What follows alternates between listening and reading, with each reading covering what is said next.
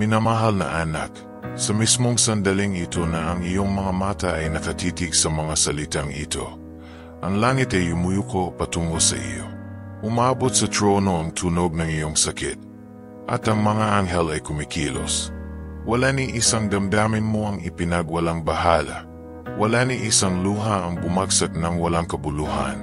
Kahit akala mong nag-iisa ka, may isang makalangit na pagkilos na nangyayari para sa iyong kapakanan. Inakala mong hindi ka karapat dapat mahalin. Nasa likod ng mga ngiti ng iba, ang tanging kasama mo ay pagtanggi. Ngunit makinig kang mabuti. Ito ay isang kasinungalingang itinanim ng kadiliman upang ilayo ka sa liwanag. Ang pag-ibig na hinahanap mo ay hindi malayo. Nariyan ito, mas malapit kaysa sa iniisip mo. Nagsisimula ito sa akin, nagsisimula sa Diyos, nagsisimula sa loob mo. Ang mga anghel ay nagsasalita sa iyo kapag ang katahimikan ay tila bumibiga. Nagsasalita kami sa pamamagitan ng buntong hininga, mga alaala na nagpapalakas sa iyo. Mga panaginip na hindi mo ganap na naunawaan. Ipinapadala kami upang ipaalala kung sino ka. Kapag ang mundo ay pilit kang pinapalimot, hindi ka pagkakamali. Isa kang hininga na kawalang hanggan sa lupa, pinili na mula pa sa sinapupunan. Kahit pakiramdam mong hindi ka minamahal, napapalibutan ka ng isang pag-ibig na hindi pumapalya. Ang pag-ibig ng tao ay maaaring may pagkukulang, limitado, magulo, ngunit ang pag-ibig ng Diyos ay nagniningas ng kaluwalhatian sa iyong paligid. At ang pag-ibig na iyon ay nagpapagaling sa iyong gayon. May pagpapahid na ibinubuhos sa iyong kaluluwa habang binabasa mo ito. Isang hindi nakikitang balsamo na pumapasok kung saan walang sinuman ang makakapasok. Ang panalangin nagpapagaling na iyong puso ay hindi nakasalalay sa perpektong mga salita. Ito ay nasa taos pusong pagpapakumbaba. Magsalita ka sa akin, tulad ng pakikipag-usap sa isang kaibigan. Sabihin mo kung ano ang iyong nararamdaman. Kahit ang mga bagay na ikinahihiya mong banggitin ng malakas, hindi natitinag ang langit sa iyong sakit. Hindi ito lumalayo sa iyong kahinaan. Sa halip, ito ay lumalapit, kumikilos, at nagpapabago. Ang mga anghel ay nagsasalita sa iyo sa pamamagitan ng mga alaala kung kailan ka naging matatag. Yaong mga pagkakataon na walang nakakita sa iyong pagbangon, ngunit bumangon ka pa rin. Inakala mong samba lang iyon, ngunit iyon ay banaw na presensya. Iyon ay biyayang ibinuhos ng hindi mo namamalayan. At ngayon, ako'y ipinadala upang ipaalala ito sa iyo. Nararamdaman mo ang bigat sa iyong dibdib, hindi ba? Isang sikip na galing sa mga panahong nagmahal ka, ngunit hindi minahal ng pareho. Nakita ko ang bawat sandali. Naroon ako. At ngayon, narito ako upang sabihin, ikaw ay gagaling. Malalaman ng iyong kaluluwa kung paano ang tunay na minahal, inarangalan, at pinahalagahan, ng langit, ang sarili mo, at isang araw, ng taong inihanda ng Diyos para sa iyo. May apoy sa loob mo na pilit pinatay na panahon. Ngunit ang apoy na pinasiklab ng Diyos ay hindi napapatay ng hangin ng tao. Kahit tila madilim ang lahat, may ilaw kang dayla. At iyon ang dahilan kung bakit sinusubukan ng kadiliman na saktan ka, sapagkat takot ito sa liwanag na dala mo.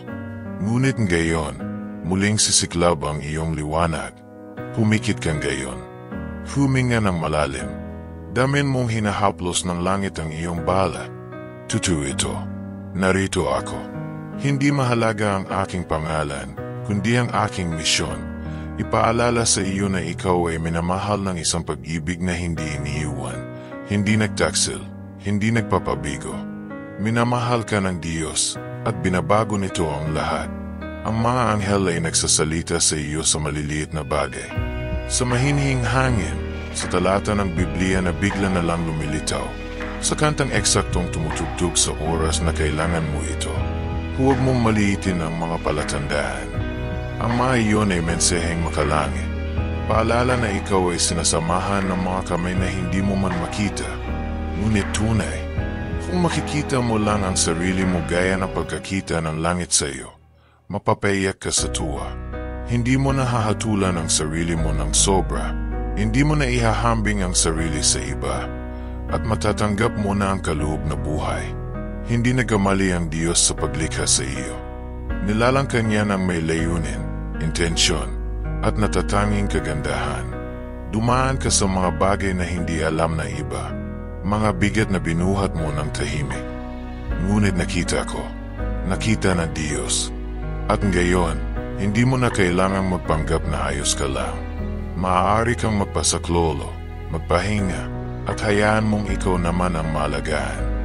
May oras para maging matatag, ngunit ngayon, panahon ito para tanggapin ang kalinga. Ang nararamdaman mo ay hindi kahinaan, ito ay pagiging sensitibo. At ang pagiging sensitibo ay hindi kahinaan, ito ay isang kaloob. Sa pamamagitan nito, makikipag-usap ang Diyos sa iyo ng malalim. Sa pamamagitan nito, maririnig mo ang langit kahit maingay ang mundo.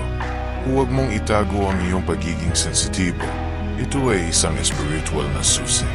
Naalala mo ba ang panalangin iyon na isinatinig mo mag-isa sa kalaliman ng gabi habang pinipigil ang iyak? Narinig iyon. At higit pa, isinulat ito sa langit. Walang salitang nasayang. Gayon, ang ilan sa mga panalangin iyon ay sinasagot na. Ang iba ay pinoproseso pa sa likod ng banal na laylayan. Magtiwala ka sa oras ng Diyos. Hindi ka nasa gilid ng pag-ibig. Ikaw ay nasa gitna ng atensyon ng langit. Hindi mo kailangang magmakaawa para sa pagmamahal.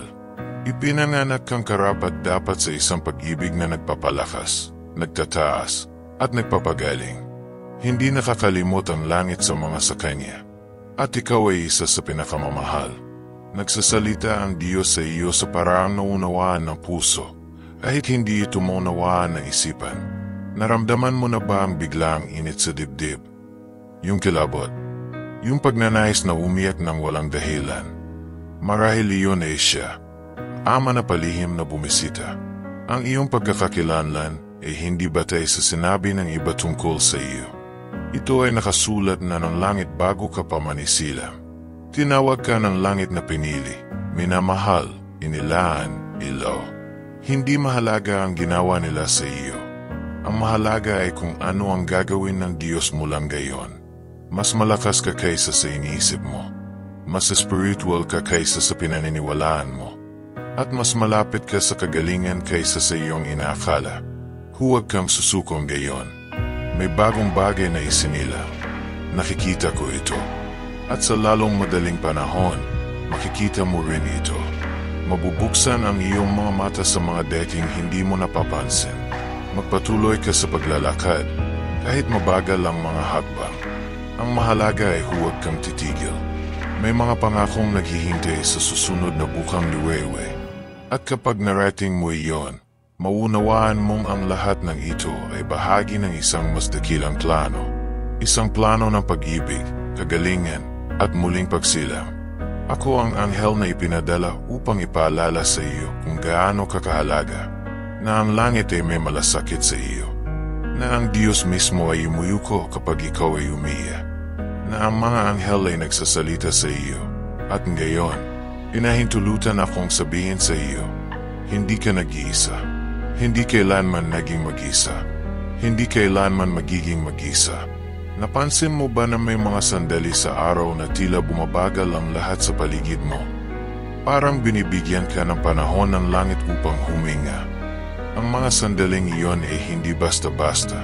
Ang mga iyon ay tahimik na paanyaya mula sa kawalang hanggan. Mga siwang kung saan hinahaplos ng liwanag ang pagod mong kaluluwa. May isang digmaang hindi nakikita na araw-araw ay ipinaglalaban ng langit para sa iyo. May mga gapos na tinanggal bago ka pa man maabot. Hindi mo alam, ngunit nakaiwas ka sa mga patibong na nakalaan sa puso mo. Dahil ang mga makalangit na kamay ay nagbabante habang ikaw ay natutulog. Ang banaw na pag-ibig ay tahimik na kumikilos, ngunit tumpak sa bawat galaw. May nararamdaman ka ba sa loob mong gayon? Isang kakaibang pakiramdam, halong emosyon at pananabik. Huwag mo iyong balewalain. Iyon ang espiritu na bumubulong. May pagbabagong paparating. Isang din nakikitang paglipat ang nangyayari. At nararamdaman na ito ng iyong kaluluwa Kahit hindi pa ito maunawaan ng iyong isipan. Akala mo'y nasayang ang oras, ngunit hindi binibilang ng langit ang panahon gaya ng tao. Ang tinatawag mong pag-aantala ay tinatawag ng Diyos na paghahanda.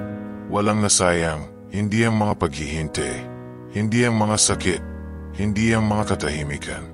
Lahat ng detalye ay inayos para sa isang bagay na higit pa sa iyong inaakala. Naisip mo na ba kung bakit may ilang lugar na nagpapakaba sa iyo? O may mga taong tila sumisipsip ng iyong kapayapaan? Iyan ay dahil may liwanag kang dala na nakakabulabog sa kadiliman. Hindi mo iyon pinili. Isa iyong pamana mula sa langit. Isa kang tagapangalaga ng 1% kakaunti lamang ang makakayanan. Ang langit ay binubuksan ang mga nakalimutang pahina ng iyong kwento. Ang mga pilat na akala mong nakalimutan ay muling binubuksan, hindi upang muling saktan ka, kundi upang pagalingin ng lubusan. Ang buong kagalingan ay nangangailangan ng katotohanang harapin ang sugat. Ngunit sa pagkakataong ito, hindi ka nag-iisa, kasama mo ang langit. Ang tinig na matagal mong pinatahimik sa loob mo ay isang espiritual na antena. Sobra kang makaramdam, makaunawa, at makabanag ng hindi sinasabi. Hindi iyon ay pagninilay. Sensitibidad sa spiritual. Huwag mong ikahiya, isa itong bihira at makapangyarihang kaloob na kailangang kilalanin at paunlarin. Tahimik kang sinasanay upang magdala ng mga bagay na tanging matitibay ang espiritu ang makakabuhat. Ang iyong puso, bagamat sugatan, ay patuloy na tumitibok ng may layunin. Hindi ka pinahinto ng sakit, pinino ka nito. At ngayon, nakikita mong lahat pala ng ito ay paghahanda para sa isang maluwalhating layunin. Nanalangin ka para sa mga kasagutan, at baka iniisip mong wala pa rin dumarating. Pero paano kung sabihin ko sa iyo na bahagi ng sagot ay ang binabasa mong gayon? Hindi laging nagsasalita ang Diyos ng may tinig. Minsan, siya ay sumasagot sa pamamagitan ng presensya, na kapayapaan, ang isang tahimik na kumpirmasyong bumabalot sa iyong puso. Malapit mo nang mapagtanto na ang bagay na nagpaluha sa iyo kahapon ay siyang magiging dahilan ng iyong patutuo bukas. Ang mga humamak sa iyo ay makakakita mismo ng gagawin ng langit sa iyong buhay. Ang pabor ng Diyos ay hindi nangangailangan ng pahintulot ng tao. Ito ay basta na lang nangyayari. Nananaginip ka ba ng mga bagay na hindi mo may paliwanag? Mga pira-pirasong tagpo, tinig na parang pamilyar, liwanag na bumabalot sa iyo habang natutulog. Mag-ingat ka. May mga mensaheng ibinubulong sa likod ng iyong kamalayan. Mga binhing espiritual para sa darating na panahon ng revelasyon. May espiritual na dalas na tanging magising na kaluluwa lamang ang nakaririnig. At ikaw ay nagsisimula ng makatunog. Ang mga inggay ng mundo, unti-unti nang nawawalan ng lakas. May bagong pakikinig na inihahayag sa iyo. Isang pakikinig na hindi lang para sa pandinig kundi para sa kaluluwa. Kapag pumapasok ka sa isang lugar at biglang nag-iiba ang pakiramdam ng paligid, hindi iyon aksidente. Ito ay dahil may dalang presensya ang iyong katauhan. Hindi ka pumapasok mag-isa. Dala mo ang hukbong makalangit na laging naroroon. Nakikilala ka ng mundo na espiritu, kahit hindi pa ng mundo ng tao. Huwag mong tanggapin ang maliit na definisyon sa kung sino ka. Hindi lahat ng sinabi sa iyo ay totoo ayon sa langit. Tinawag ka ng mga tinig na sugatan, ngunit ngayon ay pinapangalanan ka ng isang maringal na tinig. Anak, pinili, ginawang buo, tagapagdala ng liwanag. Hindi mo na kailangang patunayan pa ang halaga mo sa iba. Kinilala ka na ng langit. Ang iyong pagtawag ay hindi nakadepende sa pag-apruba ng tao. At ang iyong liwanag ay hindi napapatayin ng takot o pagkakasala. Tapos na ang panahon ng pagtatago. Panahon na ng pagtindig. Ang darating sa iyong gayon ay hindi parusa, ito ay revelasyon. Hindi ito pabigat, ito ay layunin. Ang lahat ng pagkabalisa mong gayon ay paanyaya ng langit. Parang sinasabi ng langit, gumising ka, anak. May higit pa akong inihanda para sa iyo. May banal na bagay na ibinubuhos at bahagi ka nito. Hindi ka nilikha para magkasya lang sa emosyonal na tira-tira. Ang pag-ibig ng langit para sa iyo ay buo, matatag, at walang hanggan. Huwag kang papayag sa anumang hindi nakapagpapalakas sa iyo. Ang galing sa Diyos ay hindi nananakit, hindi naguguluhan, at hindi nagpapababa. Lahat ng galing sa Kanya ay nagpapataas sa iyo. Ikaw ang tipo ng tao na nagbabago ng atmosfera sa isang salita lang. Kahit hindi mo napapansin, ang presensya mo ay nagpapatahimik ng bagyo. Kaya ka binabanatan. Sapagkat natatakot ang kalaban sa dala mong kapangyarihan, isang bagay na hindi mo pagganap na alam. Ngunit ngayon, malalaman mo at gagamitin mo ito ng may karunungan. May mga kasagutan na hindi dumarating sa lohika, kundi sa revelasyon. Huwag mo nang pilit unawain ang lahat. Tanggapin mo lang.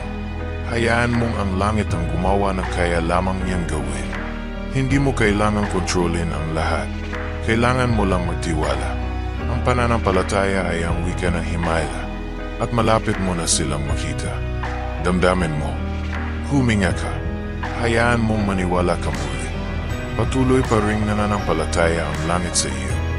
Hindi pa tapos ang kwento mo. At habang binabasa mo ang mga salitang ito, patuloy na isinusulat ng tahimik ang banal na plano, sapagkat ang mga anghel ay nagsasalita sa iyo kahit ngayon. Lubos na pasasalamat sa pagdating mo rito, sa pagbubukas ng iyong puso, at sa pagtanggap mo sa makalangit na mensaheng ito. Walang nangyari ng aksidente. Kung ang mga salitang ito ay tumimo sa iyong kalooban, ito'y dahil pinili ng langit ang sandaling ito upang abutin ka. Ngayong naipaalala sa iyo kung gaano ka kamahal, pinangangalagaan, at ginagabayan, nais naming malaman kung ang mensaheng ito ay dumapo rin sa iyong espiritu.